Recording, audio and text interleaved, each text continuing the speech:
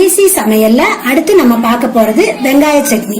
வெங்காய சட்னி செய்ய தேவையான பொருட்கள்: வெங்காயம் ஒரு 15, சின்ன வெங்காயமும் போட்டுக்கலாம், பெரிய வெங்காயமும் போட்டுக்கலாம். சின்ன வெங்காயம் ஒரு 15 சின்ன வெங்காயம்னா 2 வரமிளகாய், உளுந்தம்பருப்பு, தக்காளி 2, கருவேப்பிலை கொஞ்சம், இஞ்சி சிறிதளவு, உப்பு கொஞ்சம்.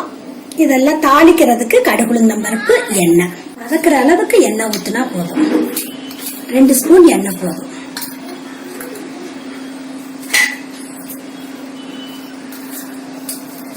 உளுந்தம்பருப்பு போட்டுக்கணும்.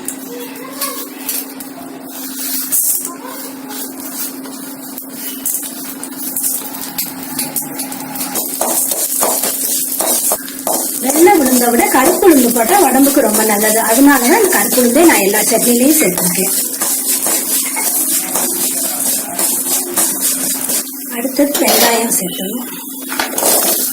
வெங்காயம், வரமிளகாய்,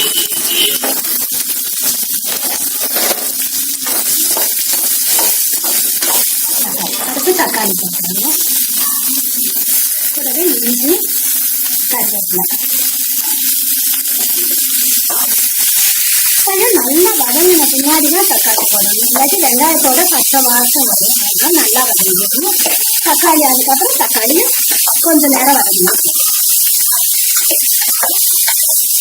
இந்த அளவு வதங்கினோன்னு உப்பு சேர்க்கணும்.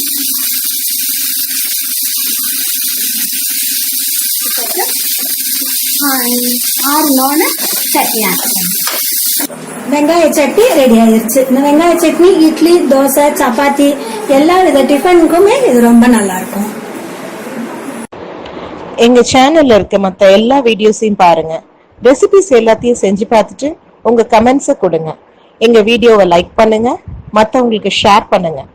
எங்க சேனலை சப்ஸ்கிரைப் பண்ணி பக்கத்துல இருக்கும் பெல் பட்டனை கிளிக் பண்ணிட்டு உங்க ஆதரவை எப்போதும் எங்களுக்கு கொடுங்க. நன்றி.